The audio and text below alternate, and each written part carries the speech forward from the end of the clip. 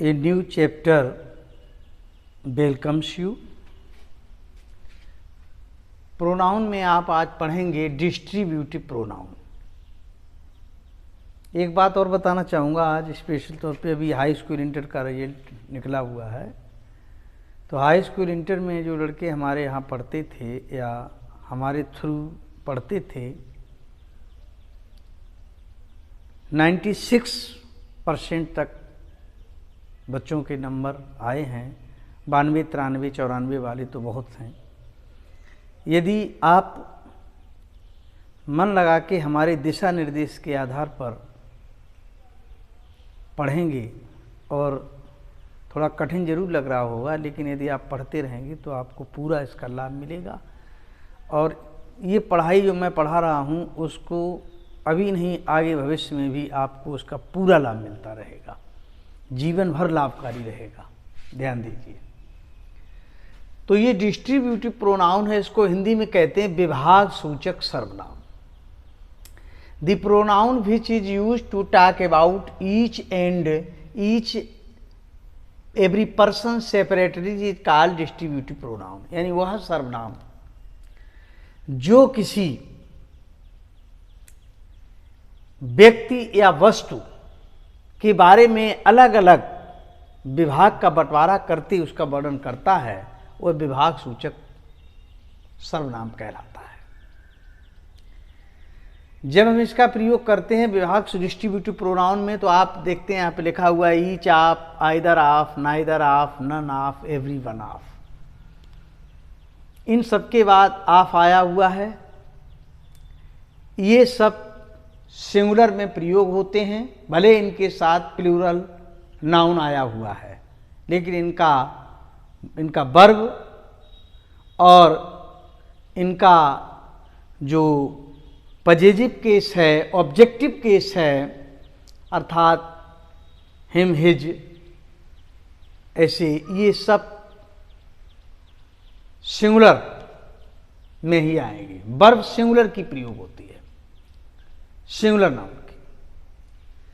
इनके बाद each of, neither of. वैसे प्लूरल से पहले ए एन दी का प्रयोग नहीं होता है, लेकिन डिस्ट्रीब्यूटिव प्रोनाउन में आप समझेंगे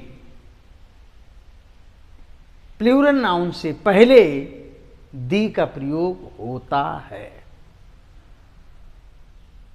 उदाहरण के तौर पे आप देखेंगे, जैसे ये ईच है, ईच ऑफ लिखा है तो डिस्ट्रीब्यूटिव प्रोनाउन है, और ईच मैन, ईच पर्सन लिखा हुआ है तो ये डिस्ट्रीब्यूटिव एडजेक्टिव हो जाएगा।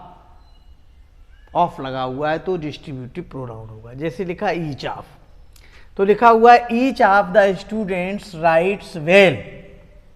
यहाँ ईच ऑफ द स्टूडेंट्स का अर्थ होगा विद्यार्थियों में प्रत्येक, विद्यार्थियों में प्रत्येक अच्छा लिखता है, राइट्स वेल।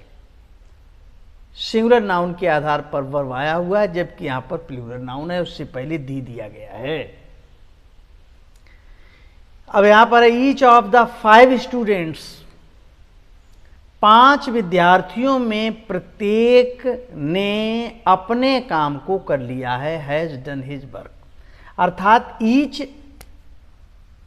2 के लिए भी आता है और 2 से अधिक के लिए भी आता है। इसको आपको सीखना है।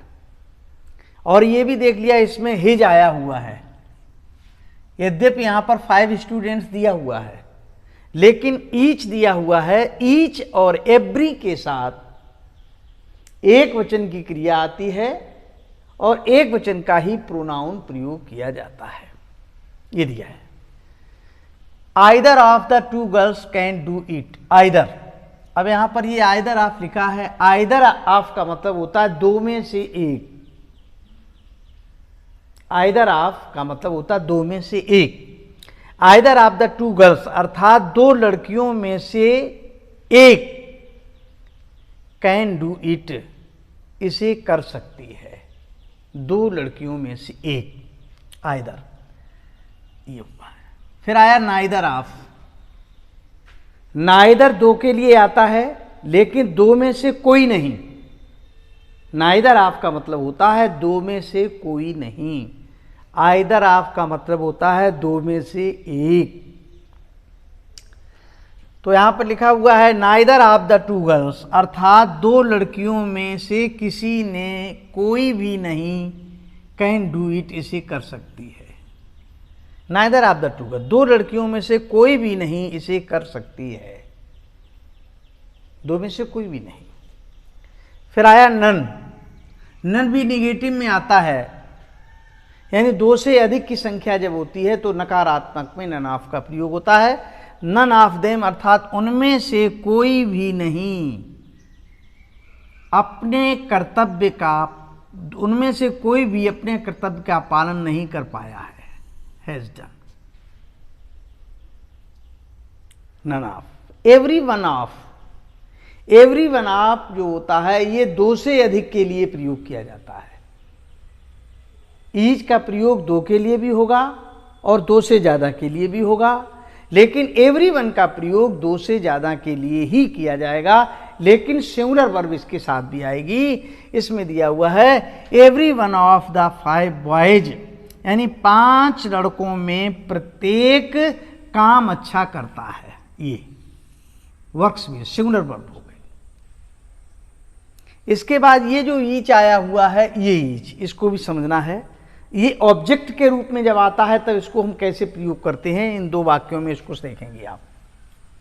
ही gave us each a pen, उसने हम में से प्रत्येक को एक पेन दिया।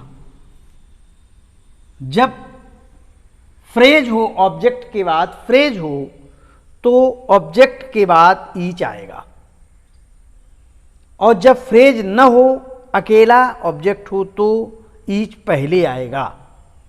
He loves each of us, वह हम में से प्रत्येक को प्रेम करता है, तो ईच पहले आ गया, इसमें यहां पर आ गया। इस तरीके से इन दिए गए वाक्यों को आप करेंगे और दिए गए नियम जो आपको बताए गए हैं उनको आप करें।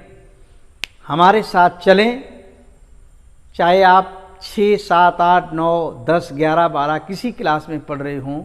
ये जो नियम आपको हम बता रहे हैं, इनका प्रयोग हर जगह आपके काम आएगा और जीवन भर काम आएगा, स्पीकिंग में भी काम आएगा, और आप इसको कोशिश करते रहिए।